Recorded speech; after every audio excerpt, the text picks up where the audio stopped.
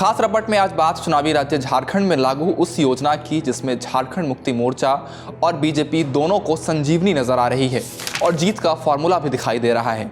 झारखंड में 18 अगस्त को रक्षाबंधन के मौके पर लागू मैया सम्मान योजना के तहत 15 से 50 साल की महिलाओं को 1000 रुपये महीना देने की योजना है।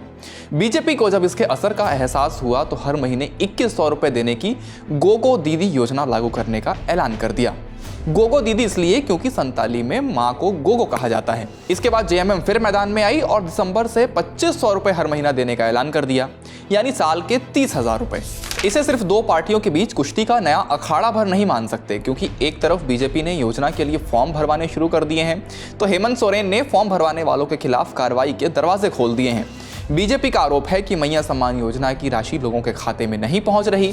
दूसरी तरफ बीजेपी जिन महिलाओं से फॉर्म भरवा रही है उनमें मुस्लिम महिलाएं शामिल नहीं हैं। इन सब के बीच एक आदमी ने कोर्ट का दरवाजा खटखटा दिया है। इंडिया टुडे मैगजीन में छपी आनंद दत्ता की इस रिपोर्ट के जरिए समझेंगे कि राज्य की 1,30,00,000 महिला वोटर्स को लुभाने के लिए क्या है बीजेपी और जेएमएम के दांवपेच।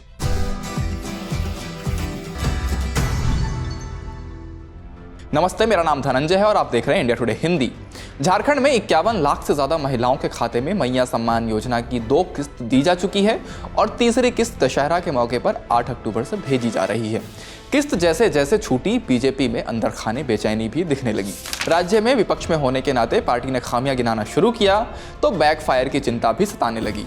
इसके बाद पार्टी ने राज्य की सत्ता में आने पर गोगो दीदी योजना लागू करने का ऐलान किया, जिसमें हर महीने 2100 रुपये देने का वादा किया गया है।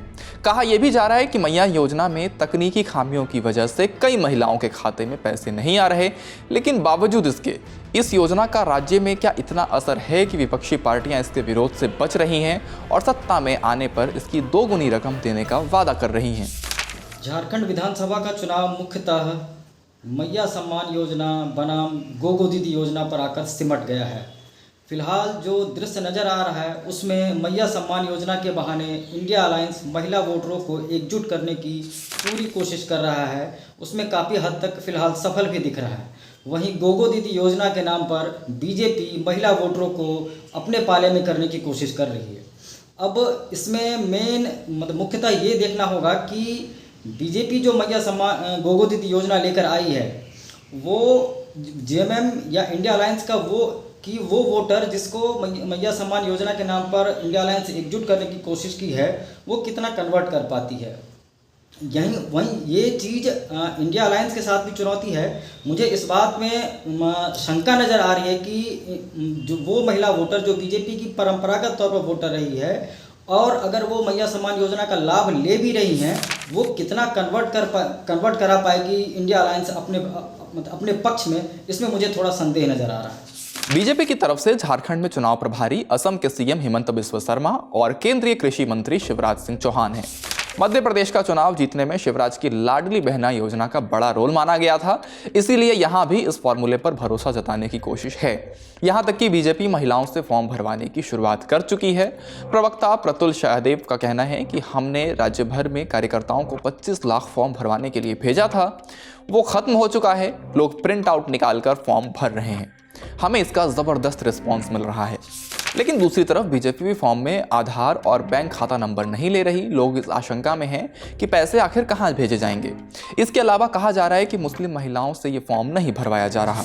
चतरा जिले के भारतीय जनता युवा मोर्चा के एक कार्यकर्ता ने नाम न बताने की शर्त पर बताया कि ये फॉर्म उन महिला मतदाताओं के लिए है जो परंपरागत तौर पर बीजेपी की वोटर रही हैं, लेकिन मैया योजना की वजह से जेएमएम को वोट देने की सोचने लगी थी। लेकिन हेमंत सोरेन ने 2.5 चाल चलते हुए चुनाव आयोग की ओर से 2 मई को जारी एक प्रेस स्टेटमेंट का हवाला दिया और फॉर्म भरने वालों के खिलाफ कार्रवाई की बात कह दी। उनका कहना था कि आयोग ने सियासी दलों और उम्मीदवारों की ओर से प्रस्तावित लाभार्थी योजना के लिए विभिन्न सर्वेक्षणों की आड़ में मतदाताओं का विवरण मांगने को लोक अधिनियम 1951 की धारा 123(1) के तहत रिश्वतखोरी और भ्रष्ट आचरण माना है। हेमंत यही नहीं रुके, उन्होंने सभी जिलाधिकारियों को निर्देश दिया कि आयोग के नियमों का पालन हो और ऐसा करने वालों के खिलाफ कड़ी कार्रवाई करते हुए मुकदमा दर्ज किया जाए। बीजेपी प्रदेश अध्यक्ष बाबूलाल मरांडी डिफेंस में उतरे और कहा कि हेमंत चाहे मुकदमा करें या जेल भेजें, वे खुद फॉर्म भरवाने जाएंगे। इन सबके बीच सिमडेगा जिले के विष्णु साहू ने मैया सम्मान योजना के खिलाफ हाई कोर्ट में PIL दायर की है।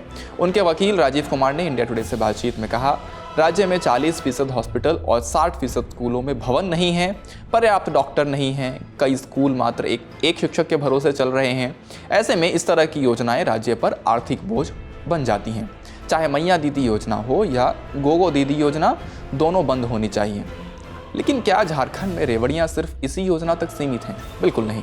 बीजेपी ने इन चुनावों के लिए पंचप्रण जारी किया है। इसके तहत गोगो दीदी योजना के अलावा राज्य भर के ग्रेजुएट और पोस्ट ग्रेजुएट छात्रों को 2 साल तक हर महीने 2000 रुपये बेरोजगारी भत्ता, PM आवास के लिए मुफ्त बालू, सभी घरों में 500 रुपये में गैस सिलेंडर और साल में 2 मुफ्त सिलेंडर के साथ 5 साल में 2,87,000 सरकारी पद भरने का वादा किया गया है। पार्टी ने झारखंड के 25 साल पूरे होने पर 25 संकल्प और फिर बिरसा मुंडा की 150वीं जयंती पर 150 घोषणाएं करने का वादा भी किया है।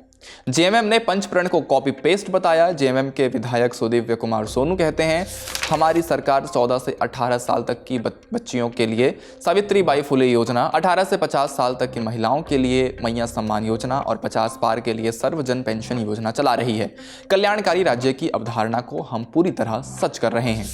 इस बीच बीते 1 महीने में हेमंत सरकार ने ताबड़तोड़ घोषणाएं करते हुए 2.25 लाख किसानों का 400 करोड़ रुपए का लोन और 38 लाख उपभोक्ताओं का करीब 3500 करोड़ रुपए का बिजली बिल माफ कर दिया है। इस बीच कांग्रेस इस भरोसे है कि भैया भाभी यानी हेमंत और कल्पना सोरेन ही उनकी नैया पार लगाएंगे। झारखंड की 81 सीटों वाली विधानसभा के लिए 2 चरणों में 13 और 20 नवंबर को मतदान होंगे। नतीजे 23 नवंबर को आएंगे। इस बीच महिला मतदाता एक बार फिर चुनावी बिसात पर हैं। झारखंड चुनावों में किसका पलड़ा भारी है? आप अपनी राय हमें कमेंट बॉक्स में बता सकते हैं। इस वीडियो में फिलहाल इतना ही। शुक्रिया।